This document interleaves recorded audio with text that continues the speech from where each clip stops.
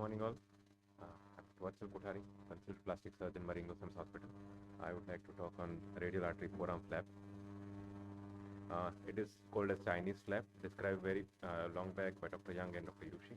It has a very consistent anatomy, sizable artery and vein. Every plastic surgeon or any reconstructive surgeon will start with radial artery forearm flap to master and then proceed for other flaps. For any radial artery marking, there will be preoperative assessment by Allen's test and Doppler assessment of the limb, and then we proceed for flap harvest. For radial artery forearm flap, we usually get the Doppler done of a non-dominant hand, so that will provide us all the detailed anatomy of radial artery. We usually go ahead with Allen's test that decides that radial artery is not absolutely dominant, but for a documentation purpose, we add on Doppler assessment, which gives us the size of the arteries, then for patency of the palmar arch, we get is compression of the radial artery and check the reversal of the flow distal to the compression. We check for introitious artery. Usually it comes from the non-dominant. It comes from the dominant artery. So if it is coming from ulnar artery, it's okay. If it is coming from radial artery, we would try to preserve it by saving the artery. We will check for the augmentation of the flow. Cephalic vein, we evaluate for whether there is any thrombus or not. And if there is a thrombus in the cephalic vein, we get size of the vena commitans. So there will be no surprises on table that I don't find the cephalic vein or I don't have good vena commitans. If any parameters are not in our favor, we will change the flap to other.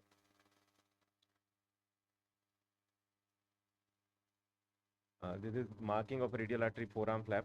We check, we palpate the radial artery, mark a radial artery, cephalic vein, and FCR tendon.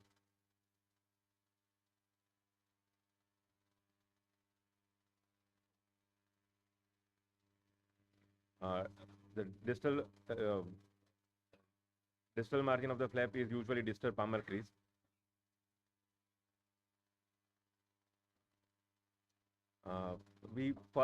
There are two schools of harvesting. One is vein first, and the other is distal part first. They see for the artery first. We usually go with vein dissection first.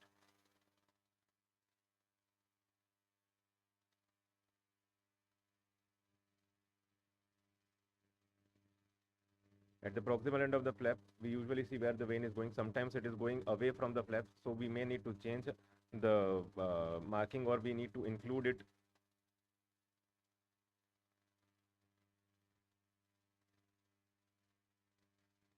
The cephalic vein being dissected.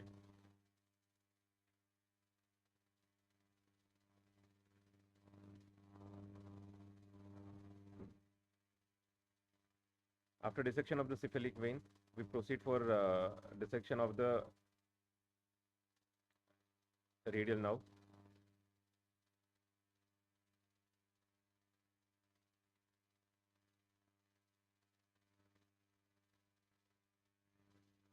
Radial nerve with, if possible, we preserve all the branches of the nerve.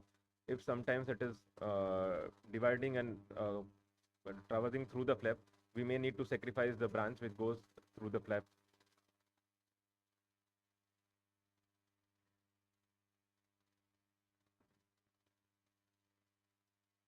Then the dissection of the radial artery.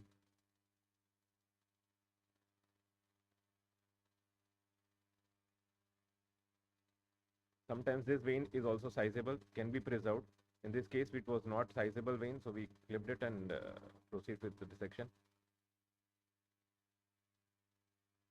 Identifying the FCR muscle belly and tendon.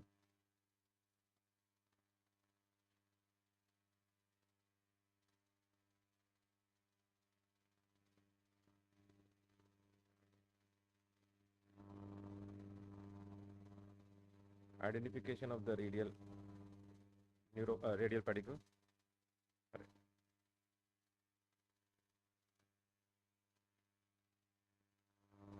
Usually all the branches are clipped. I prefer to clip it doubly on the flap side and one singly on the other side.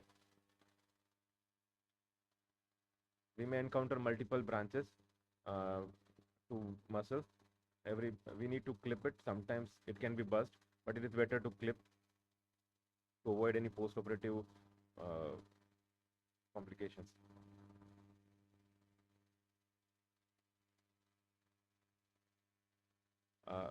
We usually dissect till the bifurcation of the vessel. Bifurcation usually it is up to 3 to 4 centimeter from the elbow crease.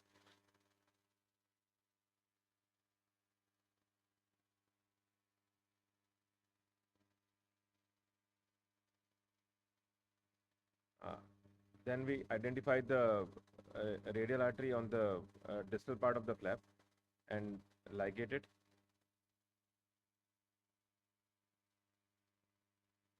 And clip it for secure.